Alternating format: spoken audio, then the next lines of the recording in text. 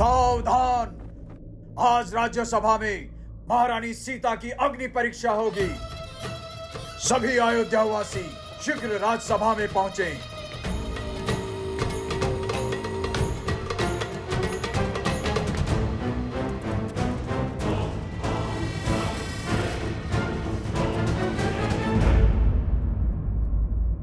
एक पुत्री, एक पत्नी और एक पुत्रवधू होने के दायित्व को पूर्ण श्रद्धा से संपूर्ण किया है, किंतु अब हर संबंध भूलकर केवल एक स्त्री होने के दायित्व को स्मरण रखो और निर्णय लो कि तुम्हें क्या करना है। आज तुम्हारा निर्णय ही मेरा निर्णय होगा सीता। अब हर अनुचित को उचित, हर अन्याय को न्याय और हर अधर्म को धर्म में बदलने का दायित्व तुम्हारा है सीता। मार्गदर्शन देने के लिए धन्यवाद भगवान।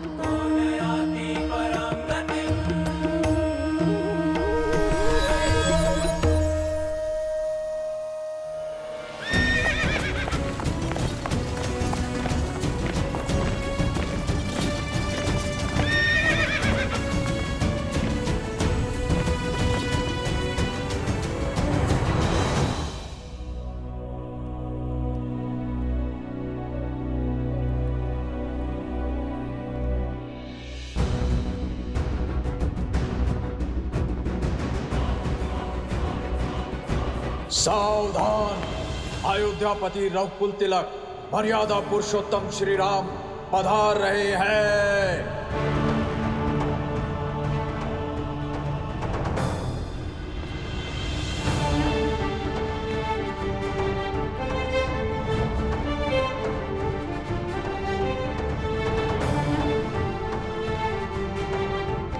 जय श्री राम! जय श्री राम! जय श्री राम! जय श्री राम! जय श्री राम! जय श्री राम!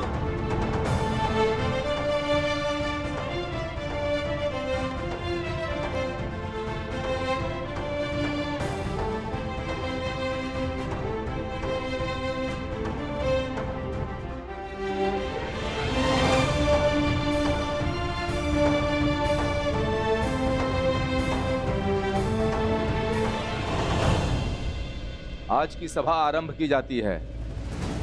सदा की भांति अयोध्या में न्याय की जीत होगी, धर्म की स्थापना होगी।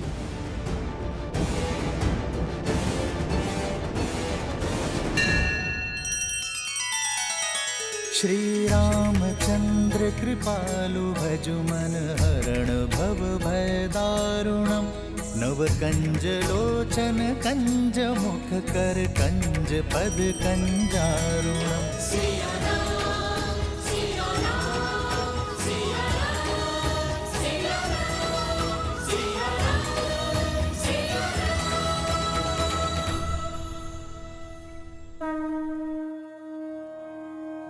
एक महारानी का धर्म अपने सिंहासन की मान मर्यादा रखने की गुहार करता है और एक पत्नी का धर्म कहता है कि सदैव पति के निर्णय का समर्थन करो। आज के पश्चात धर्म की अयोध्या में अधर्म का कोई अपवाद शेष नहीं रहेगा।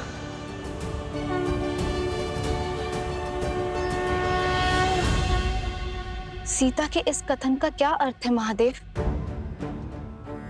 क्या आज एक बार पुनः सीता को अपनी सुचिता का प्रमाण देना होगा?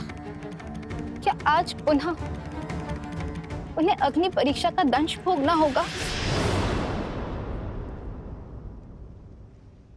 देवी, आज की ये परीक्षा देवी सीता की परीक्षा नहीं है, श्री राम की पत्नी की परीक्षा भी नहीं है, लव कुश की माता की परीक्षा भी नहीं है, जनक सुता जानकी की परीक्षा भी नहीं है। आज की ये परीक्षा तो केवल एक स्त्री की परीक्षा है। ये समाज, ये संसार एक स्त्री को सदैव या तो एक मां के रूप में देखता है, या पुत्री के रूप में, या बहन के रूप में देखता है, या पत्नी के रूप में। कितने आश्चर्य की बात है कि संसार के अस्तित्व को आकार देने वाली शक्ति का स्वयं ही कोई अस्तित्व नहीं। अयोध्या वासियों की दृष्टि में देवी सीता आज भी श्री राम की ही पत्नी है। इसलिए अब यह यात्रा देवी सीता के अपनी पवित्रता का प्रमाण देने की है। आज एक स्त्री की पवित्रता उसके अस्तित्व का प्रमाण देगी।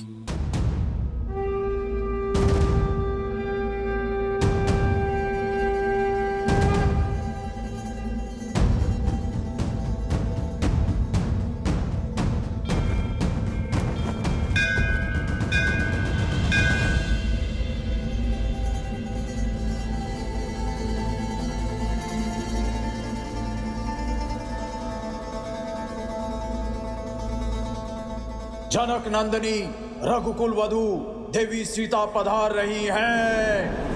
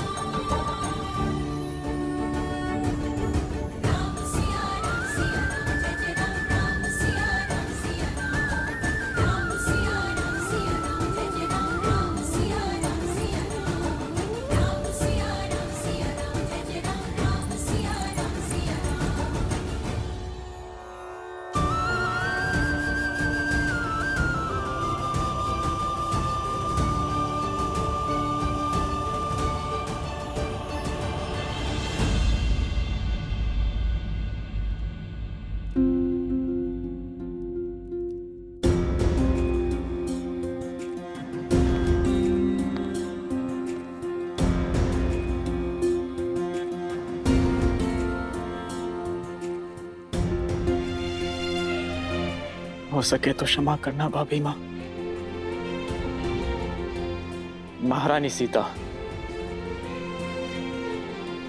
आपके समर्पण, आपके त्याग और आपके बलिदान के लिए ये रघुकुल सदैव आपका आभारी रहेगा। परंतु विधि के विधान और श्री राम की आज्ञा से आज आपको एक अंतिम बार इस सिंहासन का मान रखते हुए और अपने दायित्व का निर्वहन करते हुए इस सभा के समक्ष आपको पवित्रता का प्रमाण देना होगा, अर्थात अग्नि परीक्षा देनी होगी।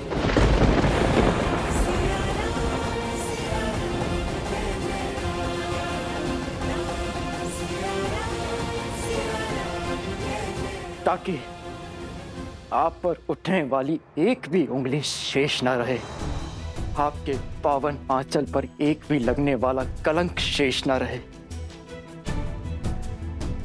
आने वाले युग आपको सम्मान की दृष्टि से देखे।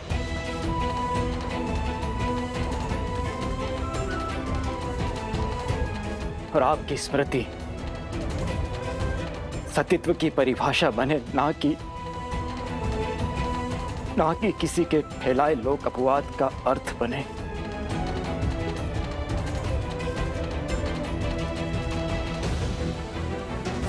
ये पाप है।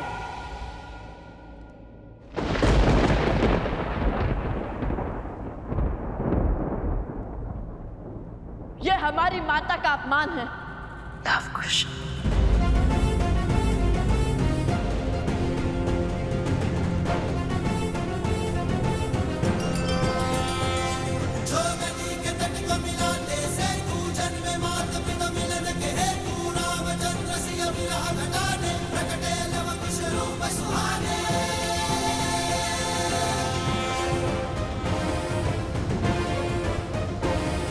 किसके कहने पर आपने रघुकुल की मर्यादा पर, श्री राम के प्रेम पर और लवकुश के अभिमान पर प्रहार किया भरत चाचा श्री? शांत हो जाइए ऋषि कुमार। राज अनुज भरत ने तो ये सब हम अयोध्या वासियों के प्रश्नों के उत्तर देने के लिए और महारानी पर लगे कलंक के छींटे मिटाने के लिए कहा था। और फिर हमारे लिए ही क्यों, आपके लिए भी महारानी की पवित्रता की परीक्षा अति आवश्यक है। यदि देवी सीता की सुचिता सिद्ध होगी तभी आप अयोध्या के भविष्य बन पाएंगे, अयोध्या के भावी महाराज। समझ रहे हैं ना? अयोध्या स्वर्णहार है तो उसमें लगने वाला रत्न भी पवित्र होना चाहिए। समझ रहा हूं, सब समझ रहा हूं। आपको हमारी माता की पवित्रता का प्रमाण चाहिए। हम रघुकुल के वंशज है या नहीं, इसका स्पष्टीकरण चाहिए ना आपको।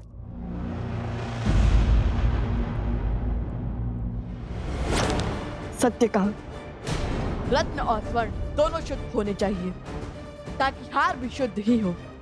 किंतु हमें यह बताइए कि हमारी माता की पवित्रता का प्रमाण मांगने वाले स्वयं कितने पवित्र हैं?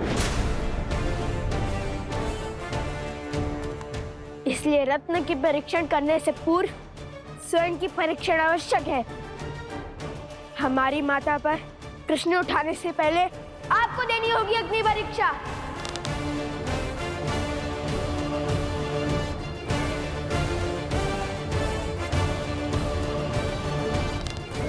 अग्निअस्त्र, अग्नियास्त्र।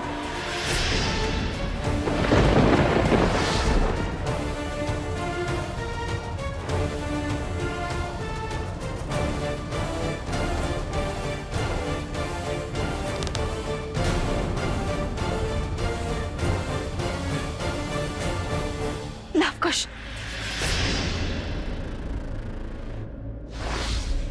अग्निअस्त्र आह्वान का दुस्साहस कैसे किया तुम दोनों ने?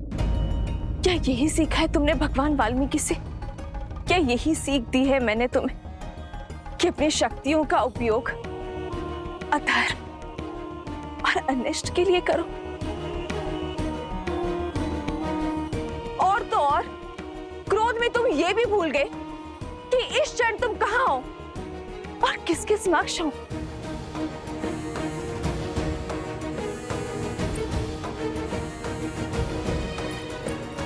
ये युद्ध भूमि नहीं है, ये अयोध्या की सभा है और तुम्हारे समक्ष साक्षात मर्यादा पुरुषोत्तम अयोध्यापति रघुवंशी श्री राम है। सूर्यवंश का पावन सिंहासन है। अब तक तो केवल मेरे चरित्र पर प्रश्न उठ रहे थे, किंतु आज तुम्हारे दुस्साहस ने मेरे लालन पालन, मेरे संस्कारों पर प्रश्न उठा दिए। माता, मुझ पर इस समाज ने, इस संसार ने सहस्त्र बार प्रश्न उठाए हैं और तब तक उठाते रहेंगे जब तक मैं जीवित रहूंगी। किंतु स्मरण करो, मैंने तुम्हें क्या सिखाया था? हर समस्या का हल शक्ति से नहीं निकलता, कई बार मन और मस्तिष्क सहज कर अन्य विकल्प ढूंढने पड़ते हैं। क्षमा मांगो श्री राम से, उनके समक्ष जो तुमने दुस्साहस करने का प्रयास किया है उसकी क्षमा याचना करो।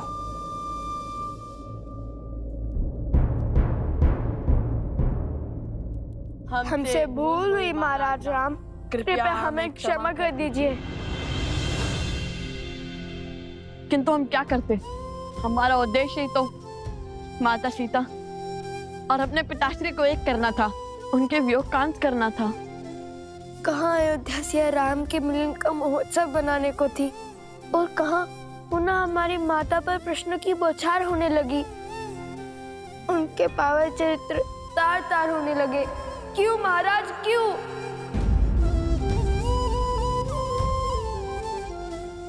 तुम्हारे माता पिता अबोध नहीं है, जिन्हें पुनः मिलवाने का दायित्व तुम्हें उठाना पड़े। सियाराम सदा एक दूसरे के साथ थे, हैं और रहेंगे। आज प्रश्न रघुकुल के सिंहासन का है, मर्यादा पुरुषोत्तम की मर्यादा का है, अयोध्या की महारानी का है कि मैं तुम्हारी माता इस पावन सिंहासन पर बैठने के योग्य भी है या नहीं, कि महारानी सीता को महाराज राम के साथ इस सिंहासन पर बैठना चाहिए या नहीं। और इसी सत्य को साक्षी करने के लिए मुझसे अग्नि परीक्षा की मांग की गई है।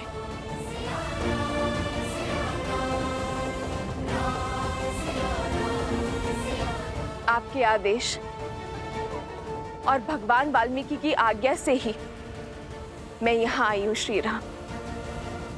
और आज इस सभा में उपस्थित हर जन, मुझ पर संशय उठाने वाले हर मन को यह बताना चाहती हूं कि भगवान वाल्मीकि जी का कहना है,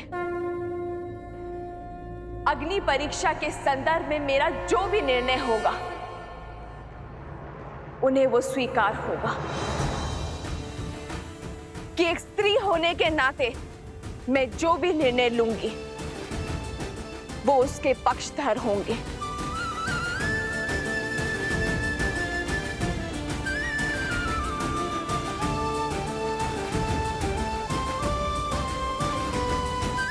और मैं जनक नंदिनी सीता अपना निर्णय ले चुकी हूं, अपना पथ चुन चुकी हूं,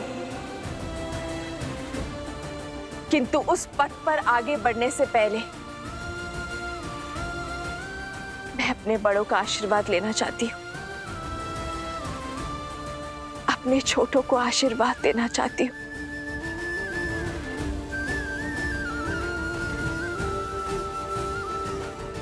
अपने पति श्री राम से आज्ञा लेना चाहती हूं।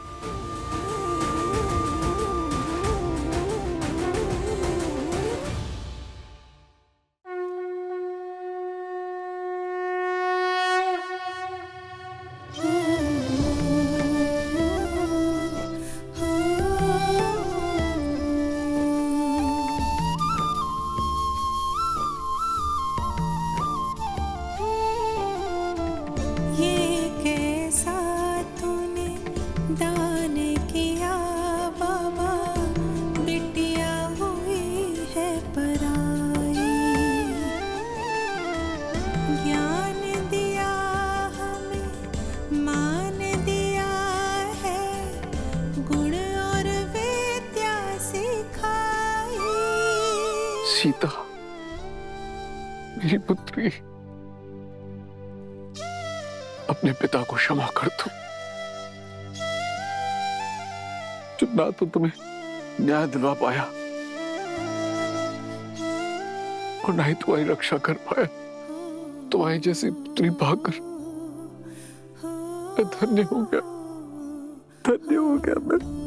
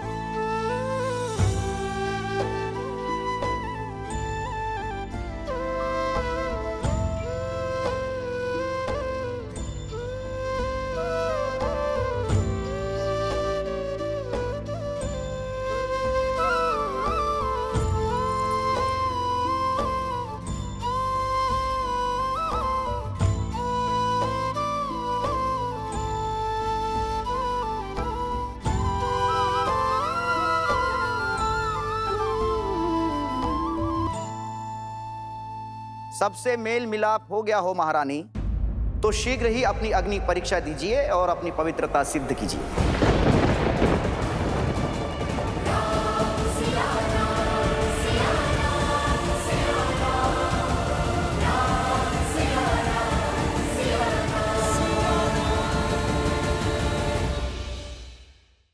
यदि सीता तन से मन से केवल श्री राम की है, तो हे मां पृथ्वी, मुझे अभी इसी क्षण अपने गोद में संभालो।